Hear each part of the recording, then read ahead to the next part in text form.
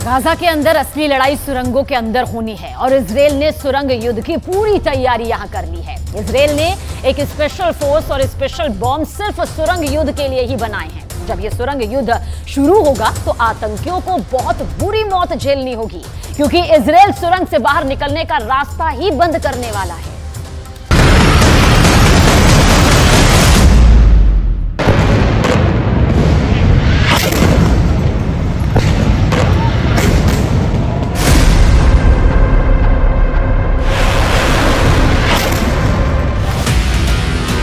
Israel के रक्षा मंत्री ने गाजा के अंदर ग्राउंड ऑपरेशन को हरी झंडी दे दी है। जल्द ही गाजा के अंदर इजरायल की टैंक आर्मी और ग्राउंड फोर्सेस जाने वाली हैं। और ऐसे में अब इजरायल की सेना की सबसे बड़ी परीक्षा होने जा रही है। करीब 365 वर्ग किलोमीटर में फैला गाजा इसलिए सबसे बड़ा मजबूत किला है, क्योंकि जितना गाजा ऊपर नजर आता है उससे कहीं ज्यादा गाजा जमीन के नीचे है।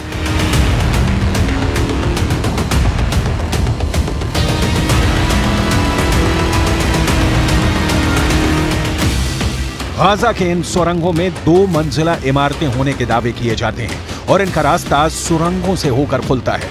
इन्हीं सुरंगों के अंदर हमास की हथियार निर्माण की फैक्ट्रियां हैं। देखिए, इस तरह सुरंगों के अंदर हमास ने रॉकेट बनाने की फैक्ट्रियां लगाई हुई हैं।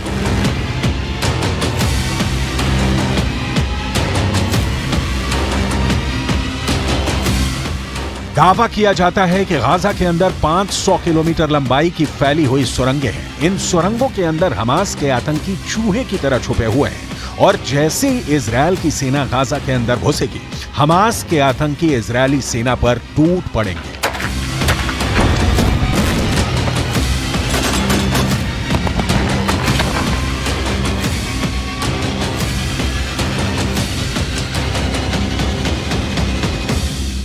इस वक्त इजराइल की राजधानी जेरूसलम के ओल्ड सिटी के पास हूं। इजराइल के अंदर सुबह से ही रॉकेट से हमले हो चुके हैं।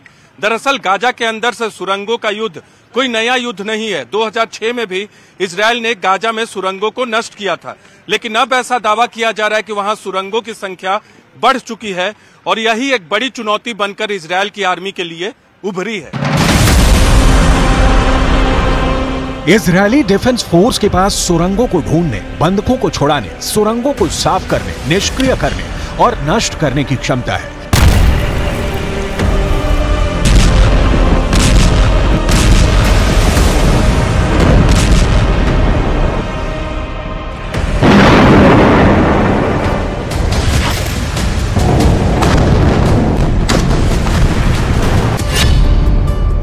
इजरायली आर्मी के पास याहलोम यूनिट है, जो कि सिर्फ सुरंगों को ढूंढकर उनको आतंकियों समेत नष्ट करने में ही माहिर मानी जाती है। याहलोम इजरायल की विशिष्ट कमांडो यूनिट है, जो सुरंगों को खोजने, साफ करने और नष्ट करने के लिए जानी जाती है। याहलोम सुरंगों पर वार करने वाली दुनिया की सबसे बड़ी सेना मानी जाती है। याहलोम ने ऐसे स्पेशल डॉग्स यूनिट तैयार कर रखी है जो सुरंग के अंदर घुसकर इजरायल की सेना की मदद करती है। याहलोम के पास सुरंग ढूंढने के लिए हवाई सेंसर मौजूद हैं। जमीन के अंदर ड्रिलिंग करके भी याहलोम आतंकियों का खात्मा करने में माहिर मानी जाती है। सुरंगों को विस्फोट करके खत्म करने के लिए याहलोम के पास कई विशेष बम भी हैं। इजरायल के पास ऐसे कई बुलडोजर भी हैं जो सुरंगों के दरवाजों को सील करके आतंकियों को जिंदा दफन भी कर सकते हैं। साल 2017 में ऑपरेशन नॉर्दर्न शील्ड के दौरान इजरायल की उत्तरी सीमा पर कई सुरंगों की खोज की गई थी। ये सुरंगें हिजबुल्लाह की थी।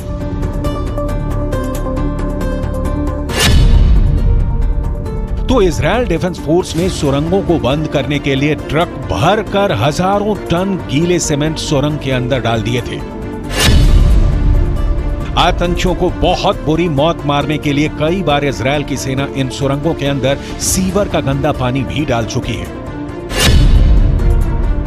इजरायल की आर्मी के लिए सबसे आसान है समंदर के खारा पानी इन सुरंगों के अंदर डालना, क्योंकि गाजा समंदर के किनारे पर बसा है।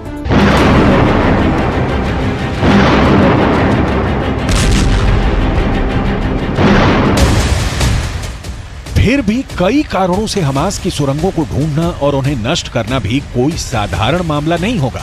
मिसाल के लिए याद कीजिए अफगानिस्तान के पहाड़ी और कम आबादी वाले इलाके में जब अमेरिका जंग लड़ रहा था, तब साल 2017 में अमेरिका की सेना ने ISIS के गुफा और सुरंग परिसर पर अमेरिका का सबसे शक्तिशाली गैर परमाणु बम 21,600 पाउंड का GBU-43B मैसिव ऑर्डिनेंस गिराया था।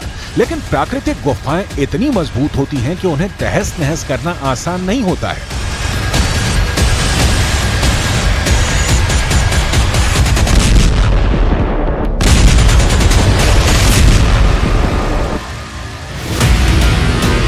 इजरायल के लिए सुरंगों में सीधा एक्शन इसलिए भी मुश्किल है क्योंकि इजरायल की आर्मी ने गाजा में घेरेबंदी की शुरुआत में ही कुछ छापे गाजा के अंदर मारे थे और इसके बाद IDF ने ही यह अनुमान लगाया था कि शायद आतंकवादी बंधक नागरिकों को सुरंगों के अंदर ले गए हैं।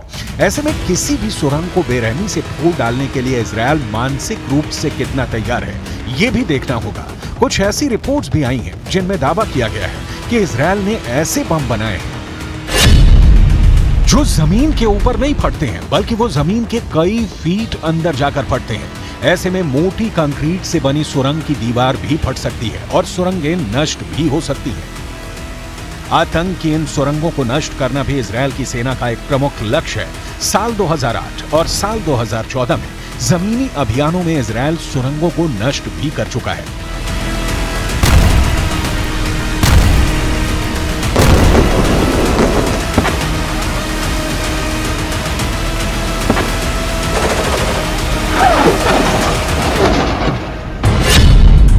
इजरायल को उम्मीद थी कि गाजा में हमास ने करीब 500 किलोमीटर तक सुरंगें बना रखी हैं। इजरायल का दावा है कि इनमें से करीब 90 किलोमीटर की सुरंग को वो नष्ट कर चुका है। यानी इजरायल के पास पहले से सुरंगों को नष्ट करने का अनुभव मौजूद है। गाजा के अंदर इन सुरंगों की वजह से अगर इजरायल ने गाजा पर भारी तीव्रता के बम बरसाए तो इससे आम लोगों को नुकसान हो सकता है। यही वजह है कि उत्तर गाजा को इजरायल ने खाली करवा लिया है। संयुक्त राष्ट्र की ही माने तो उत्तर गाजा से 10 लाख से ज्यादा लोग दक्षिण गाजा की तरफ जा चुके हैं।